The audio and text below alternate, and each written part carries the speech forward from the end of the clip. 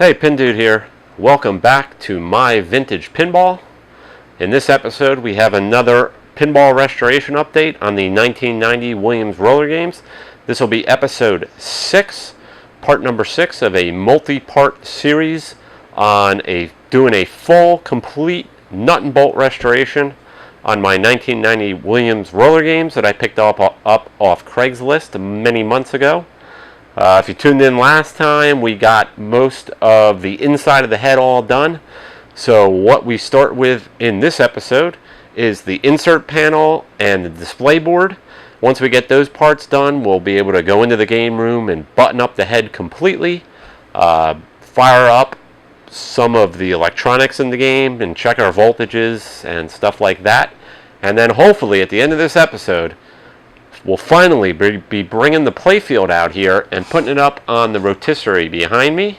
I don't think we'll get much done on the Playfield, but it'll be exciting just to get it out here and get it up on the rotisserie, ready to tear down.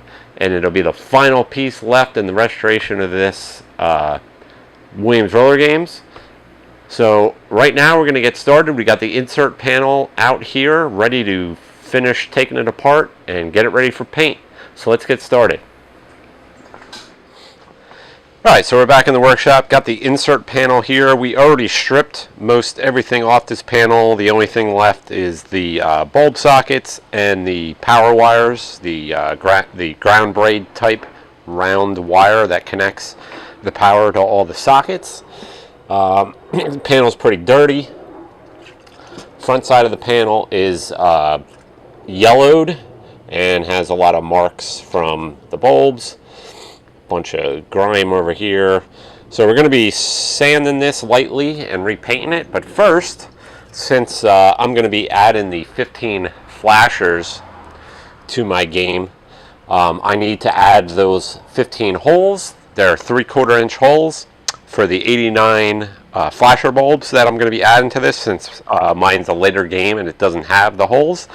Once again, I'll be covering this in much more detail on my installing the 15 backbox flashers into a Rollergames video that I'll be doing once I get this all done. But for now, I'm going to get those holes done and then we'll come back.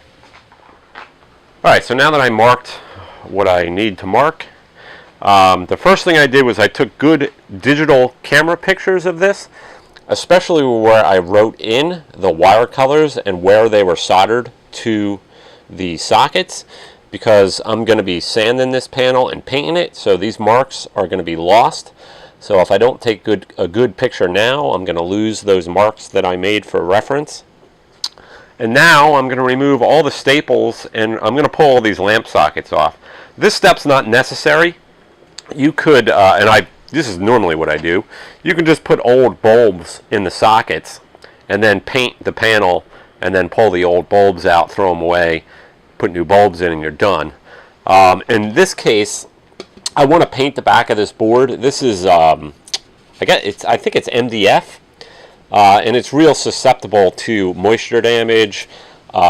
So painting the back of this panel is going to seal this wood so that the panel will stay in good condition forever. So that's why I'm going to go through all this extra trouble. This is going to be somewhat of a pain in the neck, but I feel that the extra time is worth it. So what I use to remove these staples is this tool here. This tool is called a tack remover. It looks like the back end of a hammer to remove nails, but it's real tiny and it's got real pointy tips on the end. Once again, it's called a tack remover. I got this one at Walmart. I think it was like $2.97. And it is the best tool that I've found for pulling these staples out. It gets them out really easy and it does not damage the wood. So that's what I'm going to use. I'm going to get all these staples out, get all this wiring and lamp sockets off, and let's get going.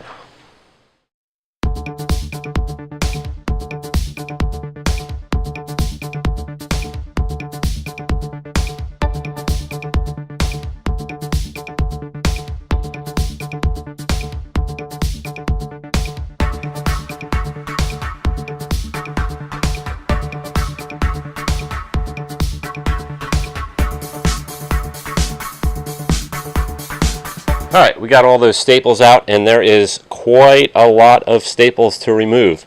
But the tack remover makes it go quick, and I don't know, maybe it took 15-20 minutes, and we got all those removed, so I'm going to throw these out.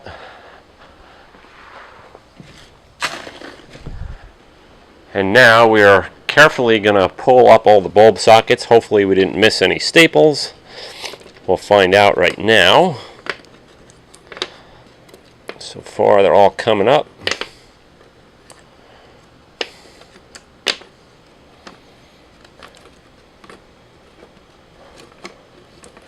Alright, so that all came loose. And we want to keep this kind of in the shape that it's in. So we're going to set it on a nice flat surface. And then we will deal with this when it's time to reinstall it. For now, we just want to get it out of the way.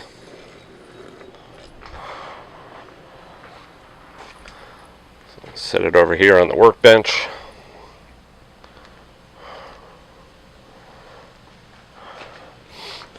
Alright, now we have our panel depopulated.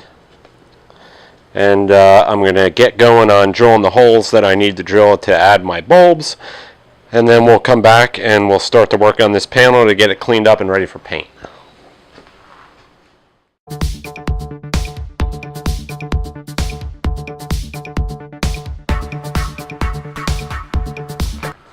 Alright, so I got my holes drilled, and I sanded the whole panel with 150, then 220, then 320. So the front's nice and smooth, and we got the back cleaned up nice and smooth. So this panel is now ready for paint. And what I'm going to use for paint is right here. It is Rust-Oleum 2X Ultra Cover, and it's gloss white. And look at this, it was 25% more for free. That's a bonus. So gloss white, obviously the finish on here, I assume used to be white. It looks more like an ivory now. But we want the glossiest white that we can get. And what that nice glossy shiny white's going to do is help the bulbs to reflect more light back to the translight, and we'll get a nice white bright light without any color cast on the back of the translight, and it'll look good. So let's get this painted. Alright, we got a nice glossy coat of white on the insert panel, both sides. We'll let this dry a couple days, and then we will start to repopulate it. We got the rest of the wiring that we had run through the dishwasher all installed in the head here, and everything is now hooked up.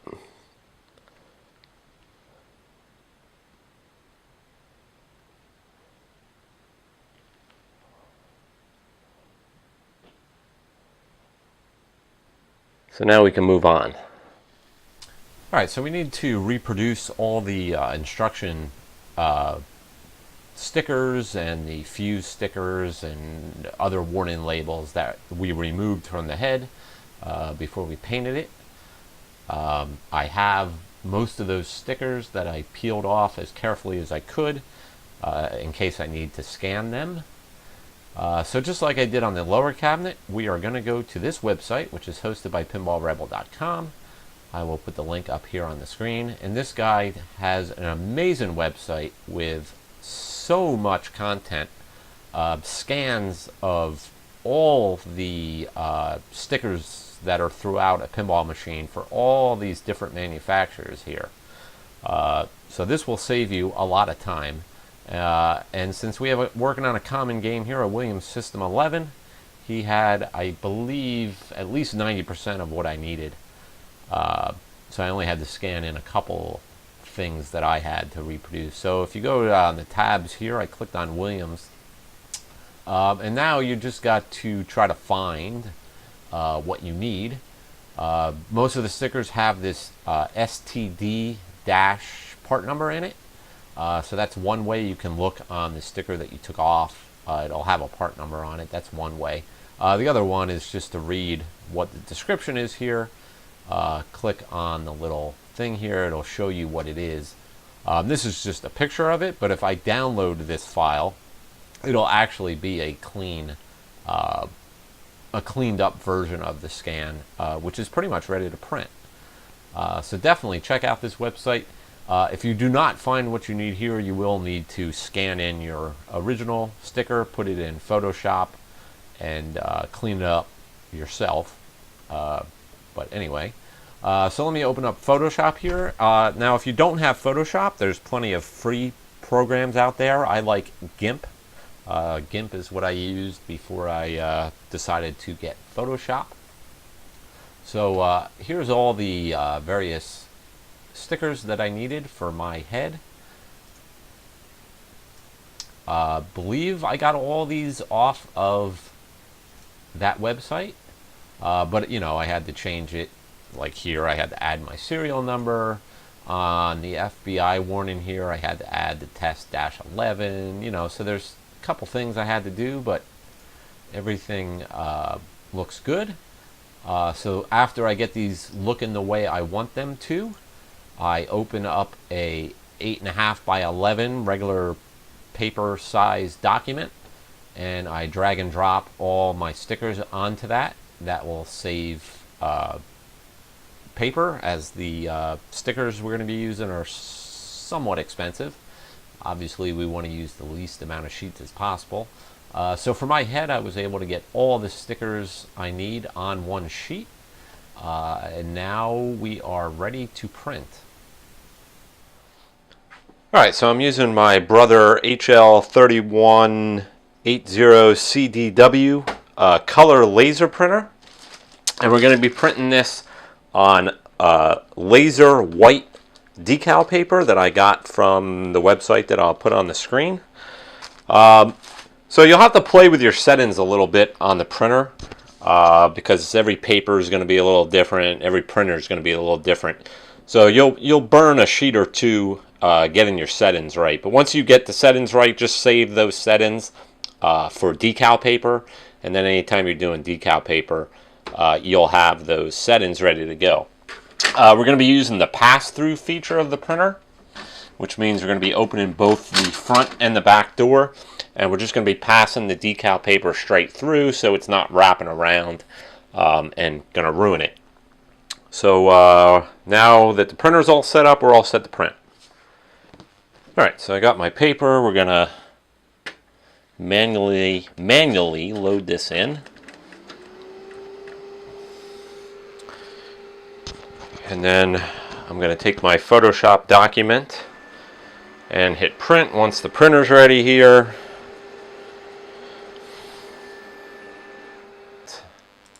And hopefully we get this on the first shot here. Just putting my hand in the back to catch the paper as it comes through.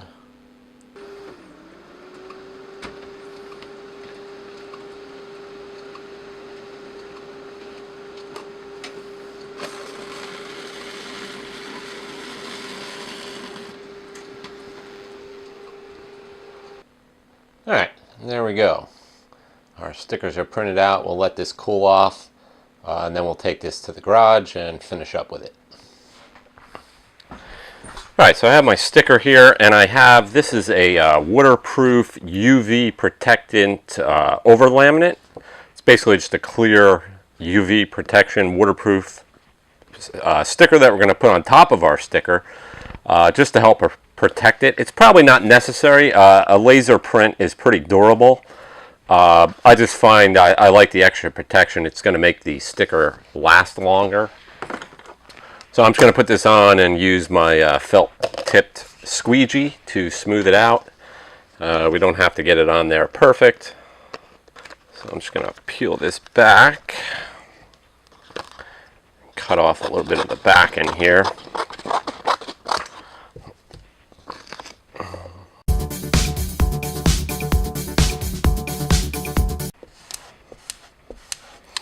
Alright, so now we're ready to cut these out and stick them on the cabinet. Alright, so I'm just going to use an X-Acto knife with a really sharp blade and a straight edge. And we'll trim these out.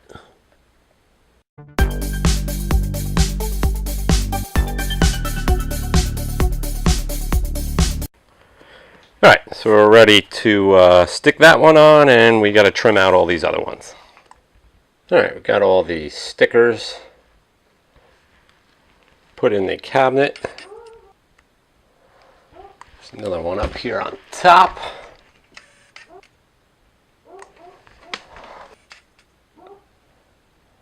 And another couple stickers right there. So we're really getting there now. All the little details in the head are done. Alright, so I'm starting to work on the display panel. And this plastic was stuck onto the wood here. You have to be very careful when you peel this off. All this black here is double-sided tape. And that's what was holding this down to the board. So I just peeled it very slowly. And I got that off. I don't know if I'm going to try to get this double stick tape off. I obviously don't want to mess up this plastic, so we may just leave it and we'll clean up the center section. We'll see. And now we get to our wood here, which has a bunch of gunk all over it. And unfortunately, more water damage. The right side of this game, everything on the right side, the head, the cabinet, now I see it on this display panel, got moisture damage, and it's all swollen in here. So we're going to try to sand that down a little bit. We're going to sand this whole panel. I'm going to pull the staples off on the speaker grills here, get these speaker grills cleaned up and give them a light coat of paint. We're going to sand down the wood. We're going to give this a light coat of paint, and so that's what I'm going to get started on right now. Alright, I got these display panel parts all prepped and ready for paint. I used a sanding block to make sure I got everything level, especially the wooden panel here that had all the bubbling from the water damage. Sanded that nice and flat with 120, then 220, then 320. And then the speaker grills, those are metal. I sanded them with 220, and then I used a Scotch-Brite pad. Scuffed them with that, and now they're prepped for ready for paint. And for the paint, I'm going to use this, which is what I use for most of the trim on machines. It's one of my favorite paints. It's Rust-Oleum Satin Black. Gives a real nice finish, has real nice coverage. I've been using this for years, and it works great. So I'm going to get these painted. I just have them laying on the floor on cardboard. I'm using the little bathroom solo cups that I use a lot to prop them up. I should build a little rig to be able to hang the parts so I can paint both sides at the same time. Maybe we'll get working on that for the next game. But for now, this works. I just got to paint one side at a time, let it dry, and then I'll flip them over. Alright, so I'll be back. Alright, we got the display board painted in the nice satin black. So we're going to let that sit on the side and dry. It's also freaking hot out here today. It is 93 degrees in the pinball workshop. And over here we got the speaker grills all painted up. They're ready to go. And then over here I am working on the metal parts for the insert panel.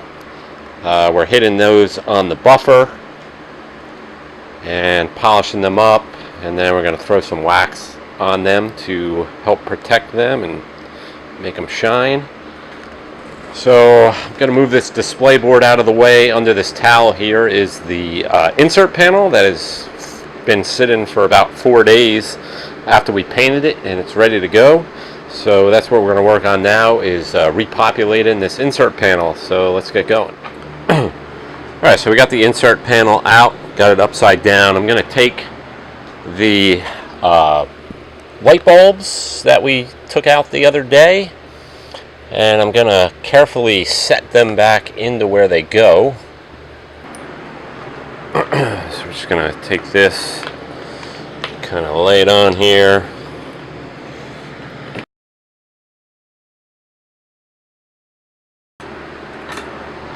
Alright, so I got this laid on. I see I have some stranded wires, so we're probably going to replace that.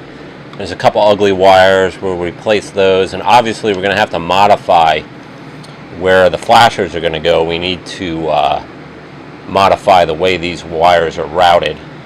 So that's why I just have it mocked up here, and we're going to cut out these bad sections and move along. Alright, I got the flasher bulbs mounted. They're all screwed in. So now I want to repopulate the panel.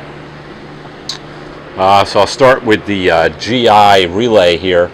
What I did to this is I gave it a quick cleaning. I used a fiberglass pen on the header pins here. I reflowed all the solder joints on the header pins, and I reflowed the solder joints on the relay. So now, and the plastic standoffs went through the ultrasonic cleaner with all the other plastic parts. So now this is ready to go back onto the insert board. I'm checking my picture up on my computer to make sure I get it oriented right. And just got to get these holes lined up. And we'll screw this down, and then we'll put the GI wiring harness back on. Alright, so let's get going.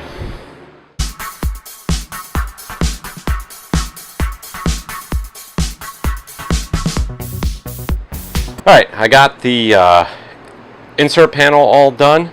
I added the 15 flashers that I'm going to do a video on. That'll be coming up pretty soon. All the wiring is done. And then new Molex connectors with trifurcon pins. And on the other side, all the brackets are polished. We painted the insert panel. A new felt here. And over here on the latch, these typically I'll gouge up the wood, so I made sure to file the backside nice and smooth so there's nothing to catch. And then I took a piece of mylar. This is a slingshot mylar, and I just stuck it here. So this, two purposes: one, it'll help this slide easier, and two, it'll protect the paint from getting gouged from this latch. I like to put that piece of mylar there. So this is all set. This is ready to go onto the game. And that's what I'm going to do now. I'm going to go into the game room to the Rollergames game and get this insert panel on. Alright, we got the insert panel attached to the game here. And we got all the 47 bulbs in and the 1589 flasher bulbs in there. I put a new felt on there, and it looks real nice. Open it up. Backside is nice and clean. I decided to paint the backside of that panel. I like the nice clean look that it gives it, and it's going to just be so much easier to keep that panel clean. You just give it a quick wipe, and any dust or anything that gets on there will be nice and easy to clean. The wiring is nice and neat. And ran the cable, and then down here we got our brand new J11 connector and our brand new J7 connector for the insert panel with all new 1.156 trifurcon pins. So now all this stuff that was burned up when I got this game is all brand new now, and the interconnect board's fixed. So we should not have any problems with lighting when we fire this game up.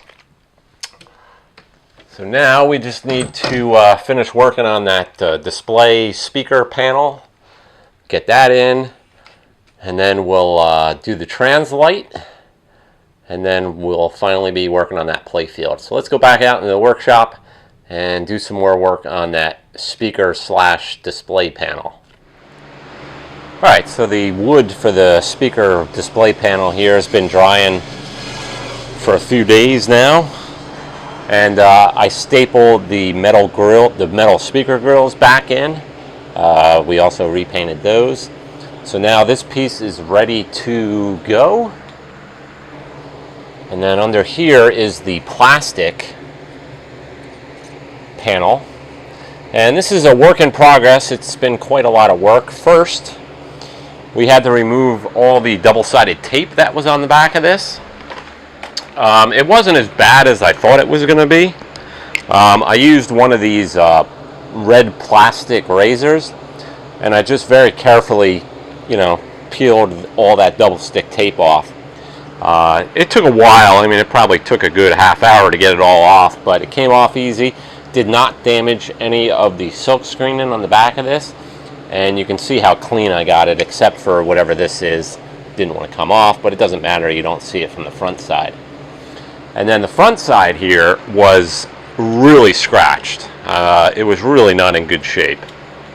So, let's see. I had to, I actually wet sanded it with 2000 grit sand, 2000 grit wet dry sandpaper. Wet sanded it, and then wet sanded it with 2500 grit sandpaper.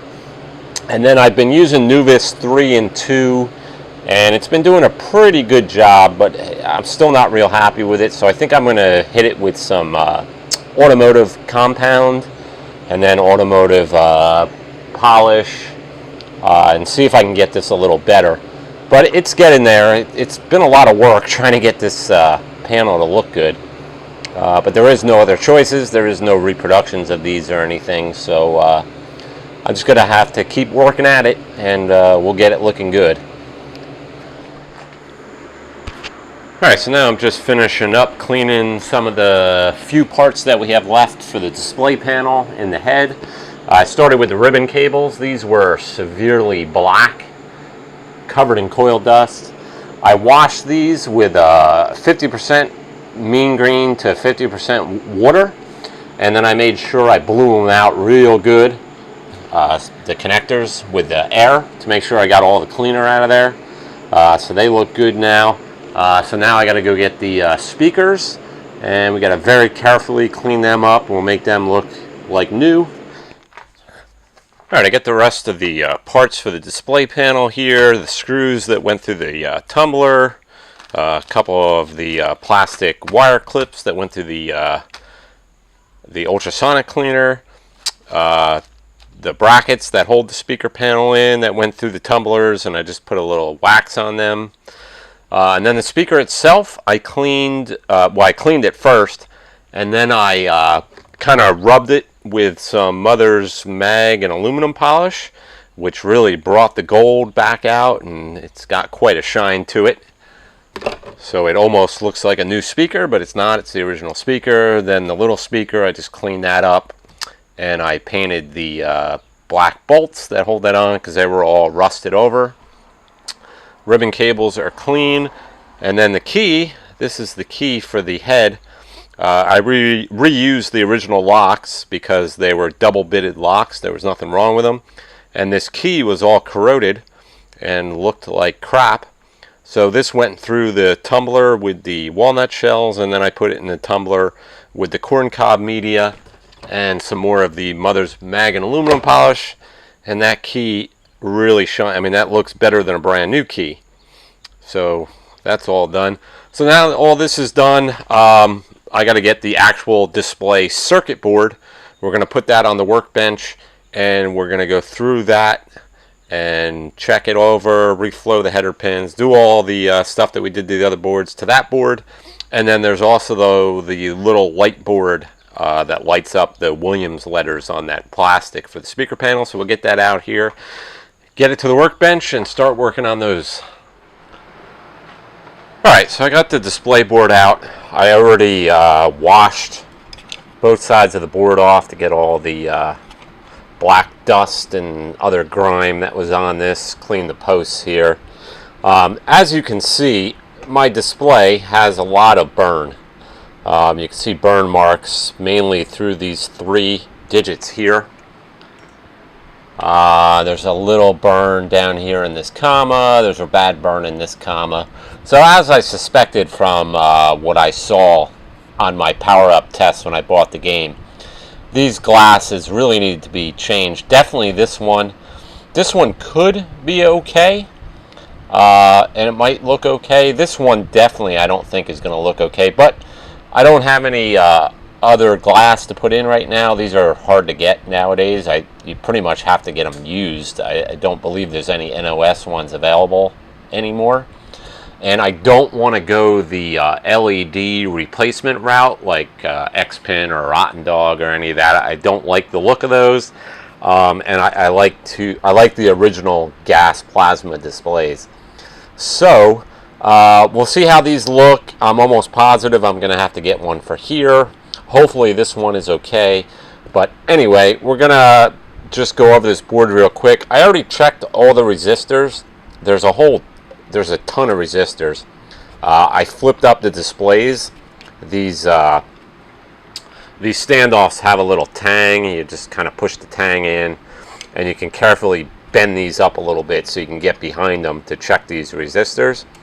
So I checked all those resistors. They checked out okay. Board's clean. I checked all the solder joints on the displays. There's a couple I might touch up, but everything looked okay. So we're gonna mainly at this point we're just gonna reflow. We're gonna reflow the solder on the header pins here, and then when we power up the game, we'll see how the displays look, and we'll deal with it at that point. All right, so let's get going on flowing these solder joints on this display board.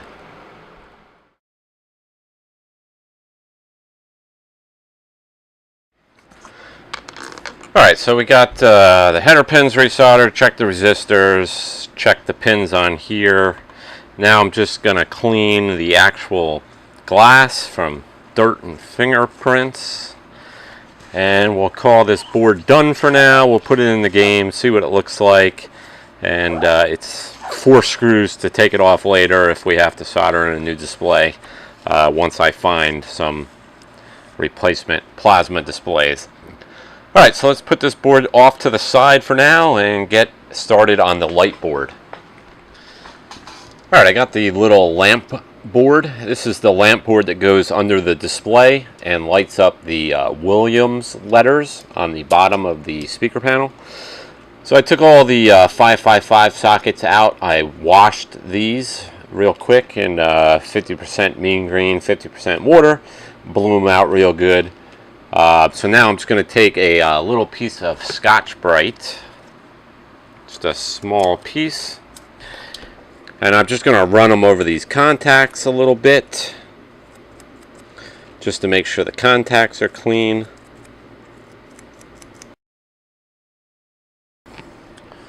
So I got them clean. I'm just going to tweak them just a hair with a screwdriver just to make sure they're not bent down too far. Alright, so those sockets are ready to go. We'll put them off to the side. And now this board, I washed it already and blew it off. So it's nice and clean. I'm going to reflow these header pins here. And the most important thing to do to these boards, let me see if I can zoom in a little bit here. I don't know if you'll be able to see it on the video, but where the sockets land, there's a little divot in the solder pad from that socket hidden there. So that's actually a little indentation in the contact pad here. So as you click the socket in, when it gets to that divot, it actually loses a little bit of pressure because it's in that divot.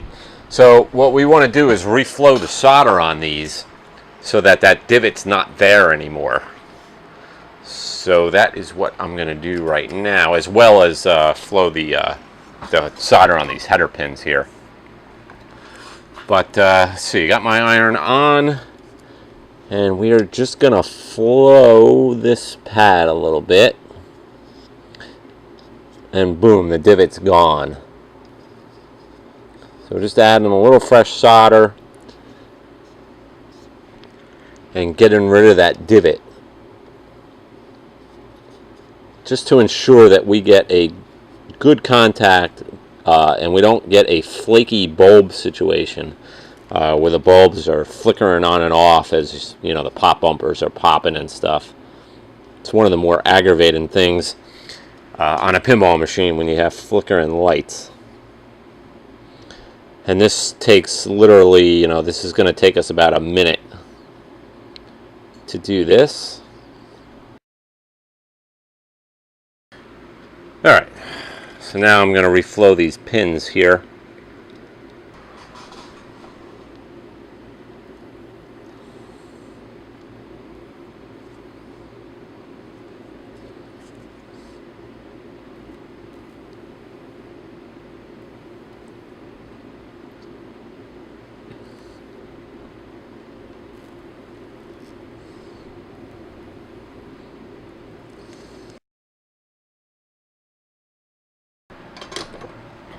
Alright, so now we can put all this stuff off to the side. This light panel is good to go. When we start to reassemble the panel and put this board on, we'll put brand new 555 bulbs in these sockets. So now the only thing left is to try to polish up the speaker plastic a little better. And then, so let's do that now, and then we'll be ready to assemble this whole display board. Alright, I got this plastic panel the best I'm going to get it. I used my little Wen 4-inch buffer, and I used some automotive rubbing compounds, polished it up, and then I finished it with the Wen 4-inch buffer and Nuvis 2, buffed that out with a microfiber cloth, cleaned it with Nuvis 1, and it looks pretty good. It's not perfect. It was really scratched. I did the best I could. So then I attached it to the panel. It was originally attached to the wood panel with double stick tape. I decided to use some of this indoor-outdoor Duck brand carpet tape. I saw this on Chris Hutchins' high-end pins, one of his restoration project threads on Pinside. He used this to attach the panel, so that's where I got the idea from, and it worked real good. I only used, I put a piece, 4 pieces around here, 4 pieces around this speaker, and then 2 long pieces around here, and stuck this on. And it seems pretty good, and it's unlike the double-sided tape. It seems like it'll come off fairly easy if you need to ever take this off again, but it's also on there real good. And it doesn't need to be on there perfect. There's a rail that's going to get screwed on here, and it sits in a rail on the bottom. So I like the way the carpet tape worked. So thanks to Chris for that idea. So now that I have this panel on, we're ready to repopulate this, and that's what we're going to do now.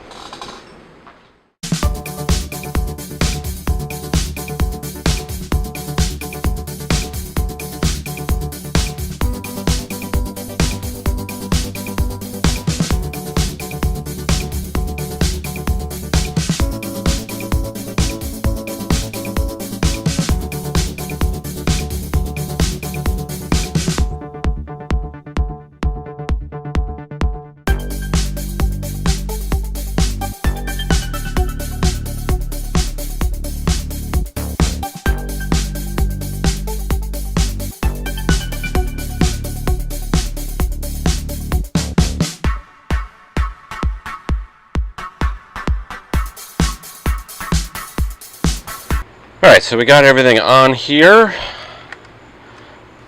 Back side looks good.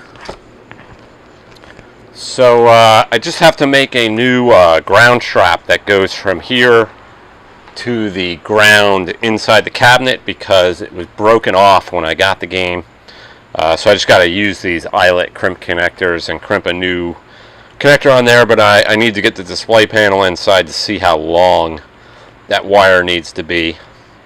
So I think that is everything, and it's pretty much ready to go in the cabinet, but I want some kind of protection on the sides of the display panel, because when you take this panel in and out, it tends to scratch up the sides of the cabinets. So I'm going to look to see what my best option is and how much room I have on either side to do something. So I'm going to check that out right now, and I'll be right back. Alright, I got these bumpers. They're in the furniture and cabinet section. I got them at Walmart. It's a value assortment pack, and it's got these nice thin kind of rubbery bumpers. They're self-stick. So I put 4 on each side, and they stick proud of the plastic. I think they're going to work out okay. If not, I'll switch to a felt. I have a 1mm thick felt. I just feel like these might work out a little better. But we'll see when we get it inside on the cabinet. Alright, I'm just making up that little ground wire that connects the speaker panel to the cabinet ground strap. So I'm just going to use some crimp terminals here. And my wire crimpers.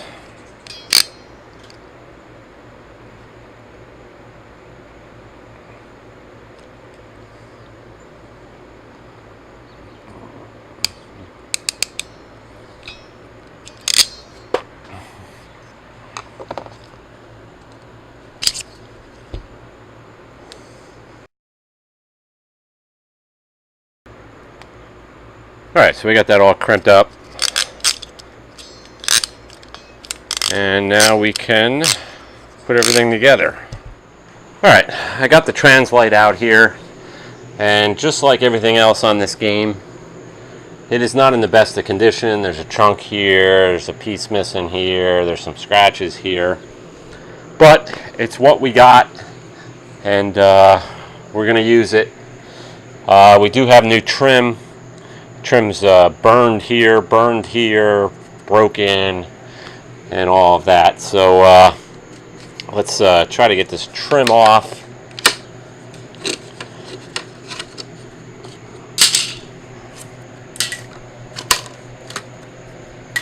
And flip this over.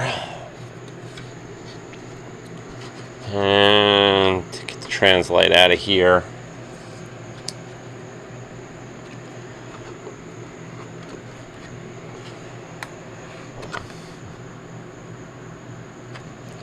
Great, doesn't want to come off. Alright, so let's get the glass out of here, put that in a safe spot. Okay, so we got the translight. Front side looks fine. Alright, so as you can see, it is really, really dirty. But we know that this is going to be fragile, and we know that we have to be very careful with this. So I'm going to get some warm water with a little bit of dish soap in it, and we're going to see if we can get this cleaned off. You don't want to use any heavy cleaners. You don't want to scrub on this. If you do, the white will come right off, so we need to be very careful. So let me get a Tupperware full of warm water and some dish soap, and I'll be right back. Alright, I'm just going to put a little of this on a shop towel, and it's not doing much. It is awfully dirty though.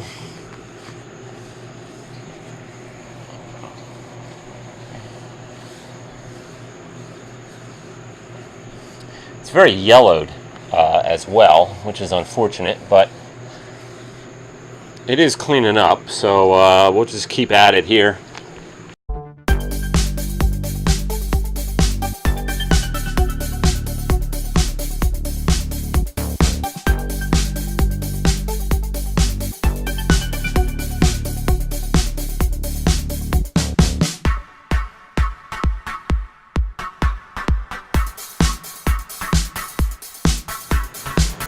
Alright, so that's about as far as I'm going to take it. Warm water, and I was not pushing hard with the towel here, and we didn't do any more damage than what's already here, and it's a lot brighter than it was, although it's still not perfect. At least it's clean, and it's not all that blackish yellow like it was before. And it looks okay. These bare spots, we can probably get some colored transparent gels or something. And that's probably what I'll end up using to correct some of that. I'm not too worried about it right now, but in the end, that's probably what I'll end up doing. We'll see how it goes. Still got to clean the front of this. So let's see what the front looks like. Front actually looks pretty good. We're going to clean it the same way with the warm water and the dish soap. We don't want to damage the front of this at all.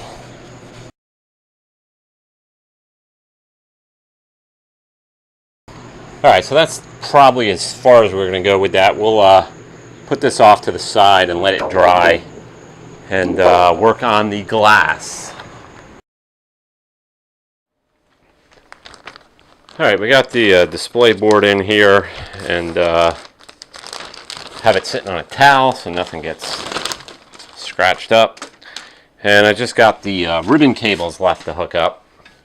Obviously, you want to be very careful hooking up the ribbon cables You want to make sure you get number 1 the right way. They are keyed. There's a little red line on the displays, and there'll be a little 1 on the display board,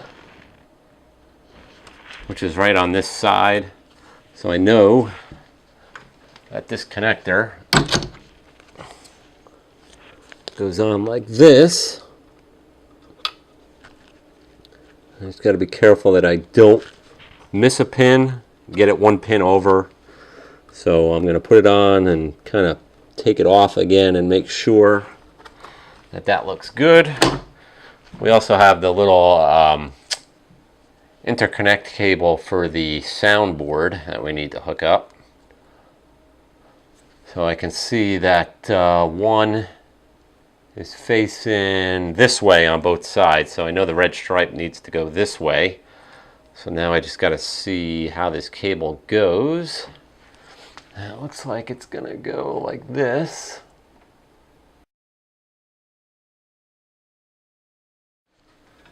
Alright, now we have everything hooked up. We got our little bumpers on the side of this display panel, so we shouldn't scratch the cabinet. Getting this into place.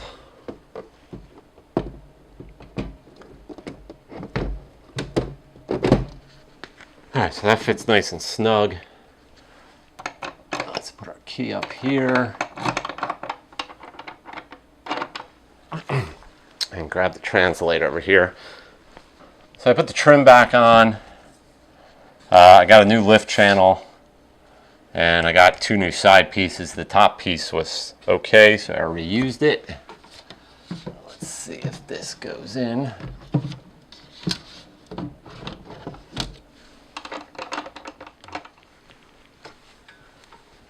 Okay, so translight's in.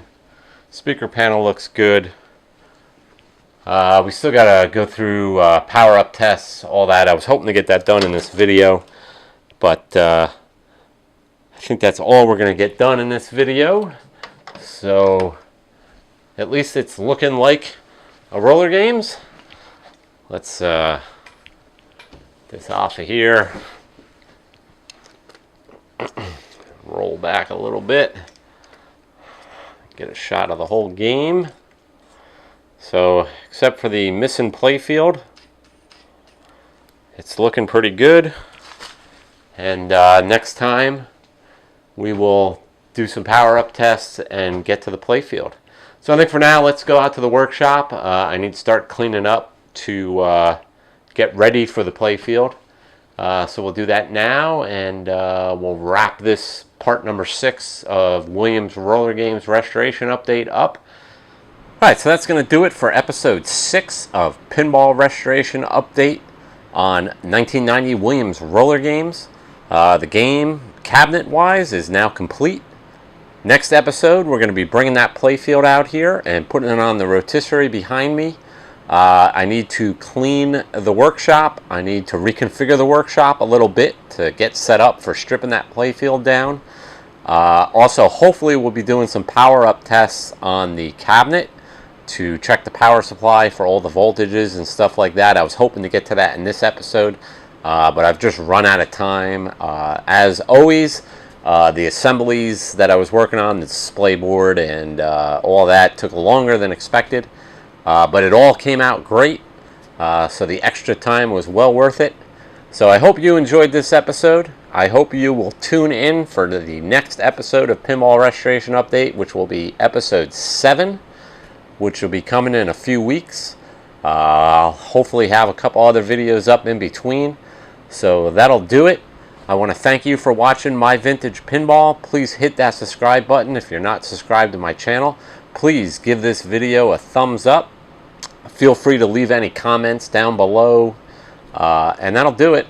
I am Pin Dude from My Vintage Pinball. I will see you next time.